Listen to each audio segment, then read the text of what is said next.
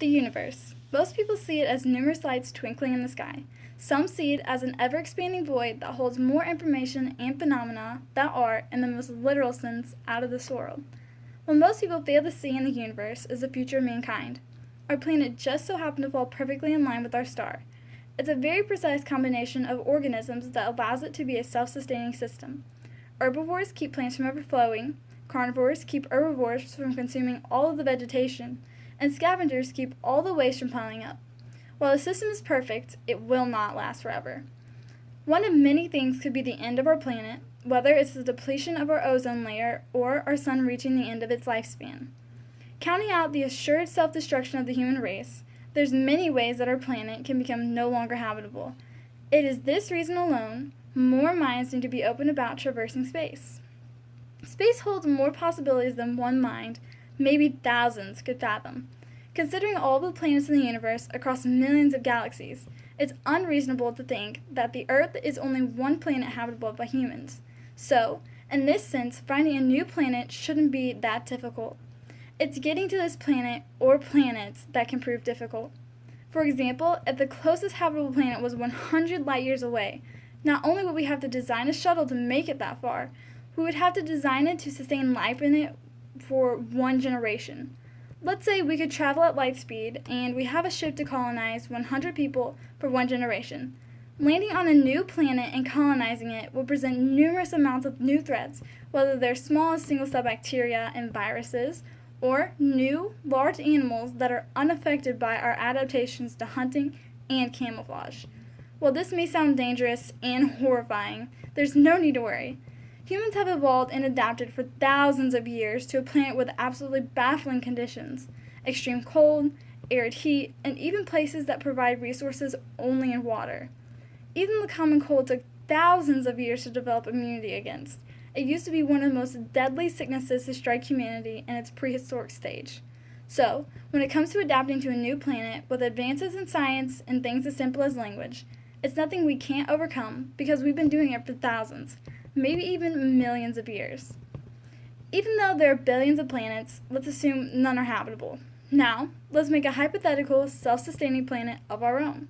To achieve this, we don't have to have a spherical planet with green covering 30% and water covering the other 70%. What we would need to have is three key things: reliable food source, continuous water source, and air.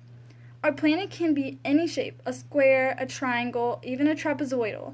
As long as we have those key elements, humankind can survive. For food, it's pretty simple. Animals reproduce and plants do as well. Keeping these around in the space station is pretty easy without the sun, as long as we have the UV light, which we do. Water, on the other hand, is where it gets kind of difficult. We have options, but they are limited. The first is the one nobody wants to hear: the purification of urine. So let's move on to taking the condensation from uninhabitable planets. While some planets may not have everything we need to survive, they may have some of the elements we can borrow for sustainability. Nearly all gas planets have some amount of water in them, and when we have our own planet per se, containing large amounts of it isn't a problem. Any kind of moisture in large amounts can be turned into drinking water. Also, you can mix elements to make water. You simply need 2 hydrogen atoms and 1 oxygen atom, and you have water. Lastly, air. Sustaining a constant air supply may have to wait for the future, but for now we can mix elements. O2. 2 oxygen atoms make oxygen. When you think about how far science has come, it's not crazy to think we can separate elements.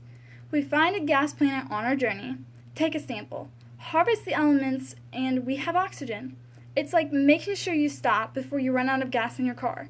You make sure you harvest enough oxygen to make it to the other gas planet. There is also one more important thing that you need to keep a civilization going: sanity. If everyone in your civilization loses their sanity or peace of mind, it will inevitably begin to break down. Now, assuring that you keep your sanity is not consistent.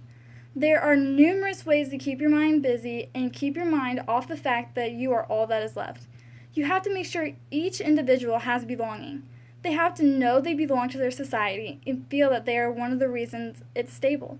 Without sanity, there is no production, and without production, there is no hope. Another way to keep everyone's mind intact is to not lose our culture.